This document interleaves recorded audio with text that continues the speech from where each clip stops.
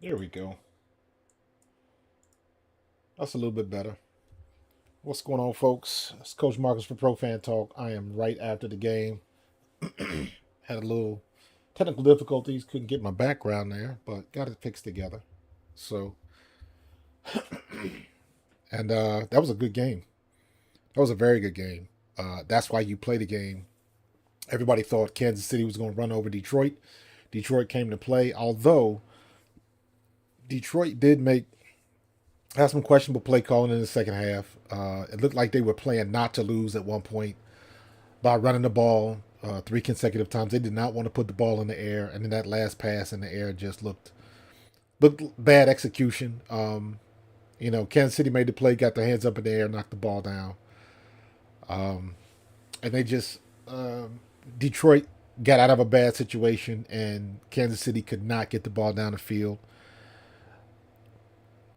Patrick Mahomes was trying to do his magic, and he just couldn't. Had nobody to get it to. If you don't think injuries play a part, or like I said earlier tonight on my show, it doesn't matter if it's injuries, contract issues, whatever it is. When your best players are not on the field, it matters. You need your best on the field at all times. Without having Travis Kelsey, without having Chris Jones, it mattered. Detroit took advantage of it.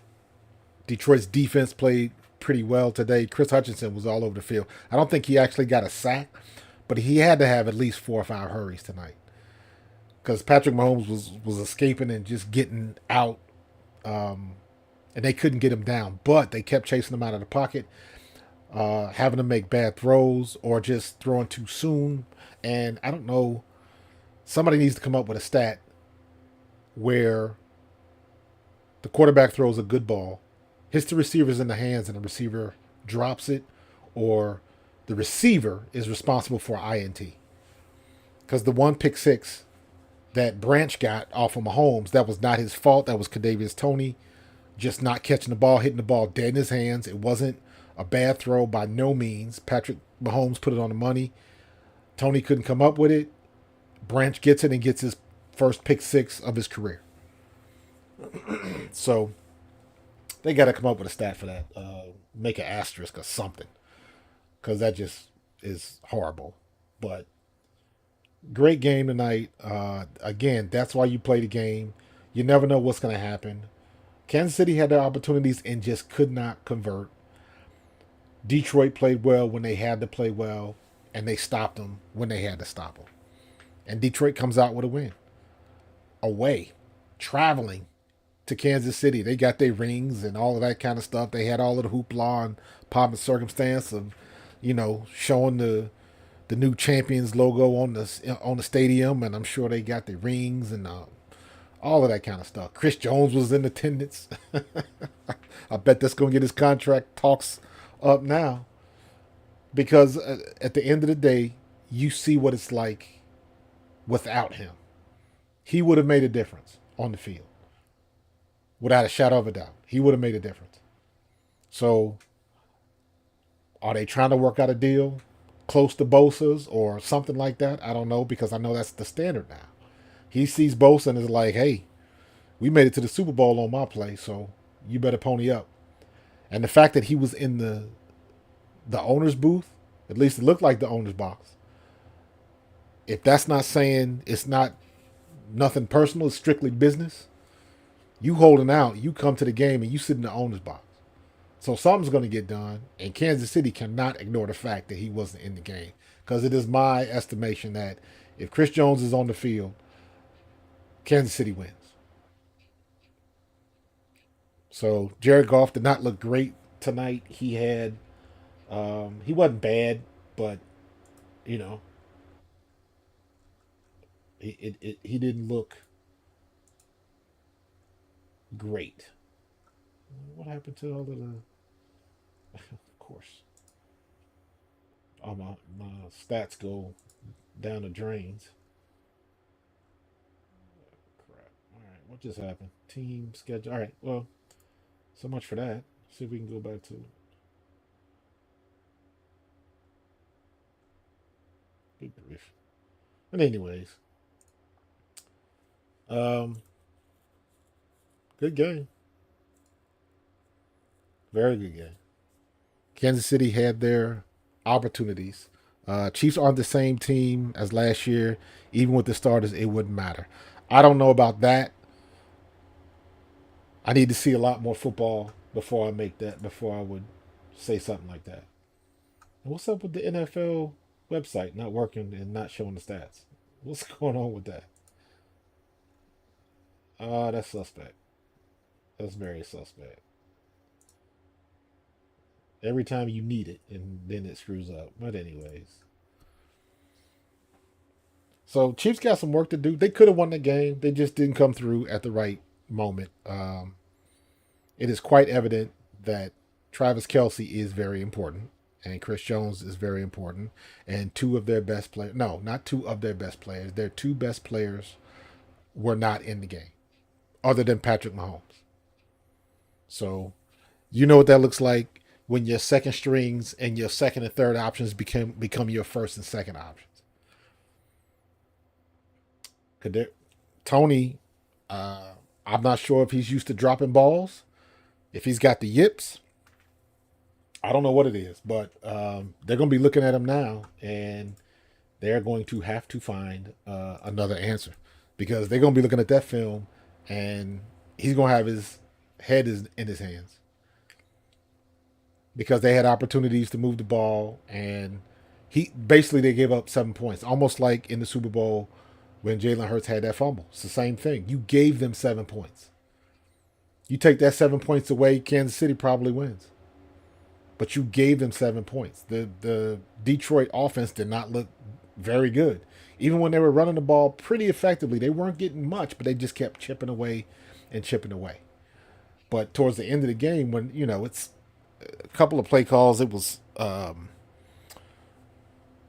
and 10, and they decided to run the ball on the they think they were on the 7 yard line or something like that, and I don't know. I could have the yardage wrong, but it was 2nd and 10, and they decided to run the ball, and now they didn't get anything, and then it was 3rd and 8, and they're backed up. It was just weird play calling. So Detroit's defense showed up. Hutchinson, like I said, was all over the field. C.J. Gardner-Johnson had a good game, although he dropped another pick. Could have sealed the game right there. But, because, C.J. should have had probably 8, 9 picks last year for the Eagles, but he dropped a lot of picks, lot of INTs. I see you, Gridiron. They need somebody else. Kadarius Toney ain't it, and the film will show that. Big eye in the sky don't lie. When officials are honest, the better team wins against the Chiefs. Go Detroit. Okay, okay. They definitely missed. You know what? I didn't even think about Bieniemy. I didn't even think about Bieniemy. But you know what? The play calling was a little bit suspect when they tried to run that jet sweep. The Chiefs tried to run that crazy jet sweep. That was a dumb play. And then towards down on the end zone, they got too cute. Andy Reid got too cute, and it didn't work. So that's a good point, man. That's a good point.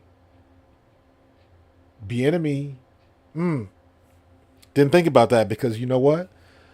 There's no scapegoat now. It's all on Andy Reid. There's nothing to blame on Bieniemy because he, doing something different or he's calling the plays. There's none of that. All of that is gone. Man, that's a great point, dude. Great point. I didn't even think about that. I didn't even think about Bieniemy.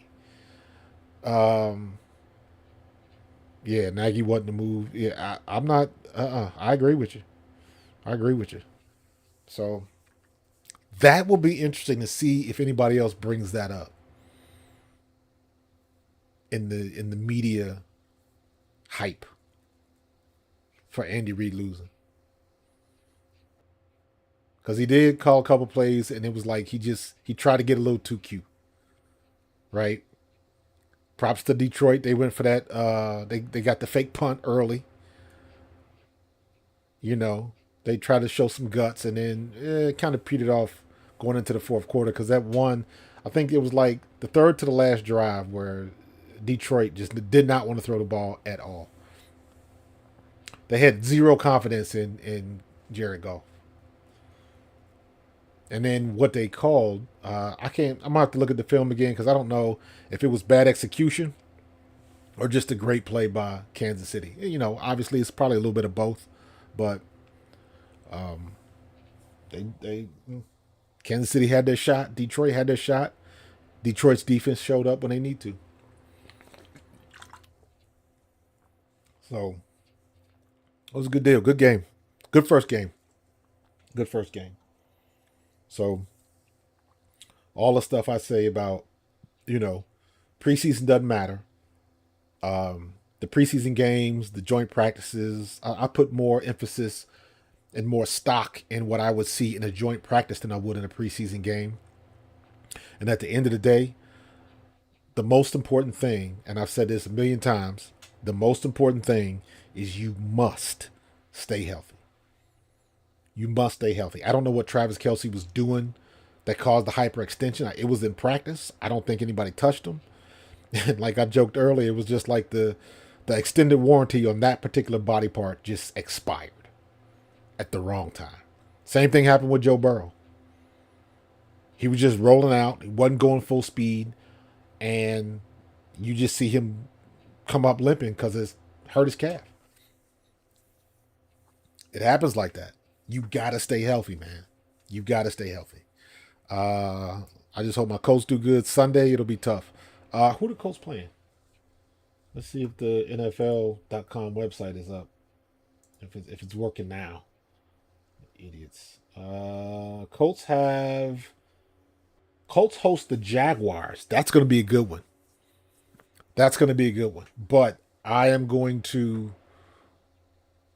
see a rookie quarterback beating Trevor and Dougie P. So I'm unless Anthony Richardson just goes berserk and Shane Steichen runs the RPO to perfection. Because the one thing, and I saw this when I was watching Richardson's tape from Florida, he does not have touch. The kid's got a rifle arm. That kid's probably got the strongest arm that I've personally seen since what's the other quarterback? The other quarterback that played for the Colts Jeff George. In my opinion, he's got that type of arm that Jeff George just throw the ball a country mile. So, but guess what? Jeff George had a golden arm, but was a garbage quarterback. So, Anthony Richardson does not have touch. I saw that in Florida. He can throw a rifle. He can throw a rocket. He can thread the needle, but he doesn't have the over the top touch. His balls, it looks like it's almost like he throws the ball too hard.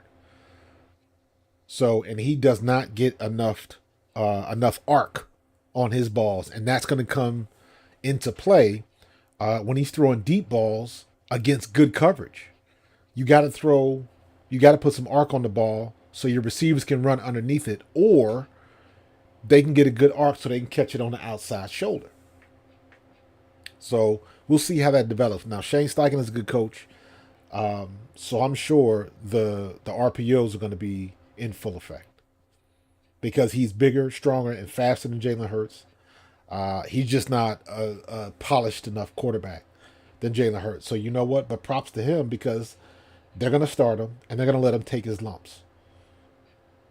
So I think the kid's going to be pretty good. He's going to be better with Shane Steichen. He's going to be better than Justin Fields was his rookie year in Chicago. Justin Fields had nothing. He didn't have a good coach. He didn't have a good offense. He didn't have good receivers. And he's just now getting to the point where he's showing the promise of being that number one pick. Anthony Richardson, he's got a good mind behind him. Shane Steichen, especially after everything that Shane Steichen did with just Jalen Hurts here in Philly, he couldn't have fallen in a better situation. Steichen could. He is in the perfect situation to go from Jalen Hurts, and now he's got somebody bigger, stronger, faster. Anthony Richardson is just not a better quarterback than Jalen Hurts. Jalen Hurts, I expect to take another step forward in his progression because I think Jalen Hurts is going to have that opportunity to throw the ball more, not necessarily going deep more or throwing long passes, but I think just because his stats are going to be better because he's going to throw. Brian Johnson's going to have that offense thrown to the running backs this year. That didn't happen last year. The last 2 years, really. So now we're going to have a screen game, and we can, check down and dump to a running back. So and that's going to be some extra yardage stats for Jalen Hurts. Luckily, our D is good. If he game manages this year like Hurts did his first year, he might. I agree. I agree 100%. Detroit Lions talk with John Kapler. Some damn good football for a Thursday game. It was good. I agree 100%. Thursday night game, month now Lions at Green Bay. Yes, Lions are legit. Lions were legit last year. People forget, as good a season as the Eagles had, the Lions gave us fits that first game because I remember that game, and everybody in Philadelphia was talking about really they were dismissing that game. Same old Lions and all of that kind of stuff. And it's like, man, you can't do that in today's league. Anybody can beat you on any given Sunday. So you can't do that. And the Lions about put it on us. And they exposed a lot of things, and you saw from that, you knew from that game because DeAndre Swift put 120 on us, and that's when we realized we had issues with the run defense. So Giants were legit last year. Just didn't things didn't work out. Now they got a better defense. Hutchinson was all over the place. CJ doing his thing. They got some boys on defense. I'm still not scared of Jared Goff. He doesn't strike me as somebody that I need to, you're gonna game plan him and do all of that kind of stuff. But to me, Jared Goff is not that quarterback that you just have the utmost confidence that's going to win you a game. I'll say it like that. So, played good tonight, but in the you saw when it was 3rd and 20 and 4th and 25, Andy Reid was not afraid to throw the ball. He was going deep. When they got the ball back, they went right into the air. With Patrick Mahomes had all the confidence in the world, and Detroit doesn't. I guess they don't portray that with Goff. I don't know. I could be wrong. Wealthy Mind, I appreciate you, man. Make sure y'all hit subscribe, hit that notification bell, all that kind of good stuff, man. I like doing this after the game a little bit deeper. Hopefully, I can get to talk with some of my people on the West Coast. So, get some of that West Coast flavor in, not just in Philly, but we got our game coming. I'm excited. I'm glad great first game. Glad the season has started. This is a great first game. This is a good way to start it out. I saw a lot of people commentating on the commentators. They didn't necessarily care for the groups, but I know a lot of people don't like Chris Collinsworth, but I'm a Cincinnati boy. I grew up watching Collinsworth with the Bengals, so as far as I'm concerned, Collinsworth is a homeboy.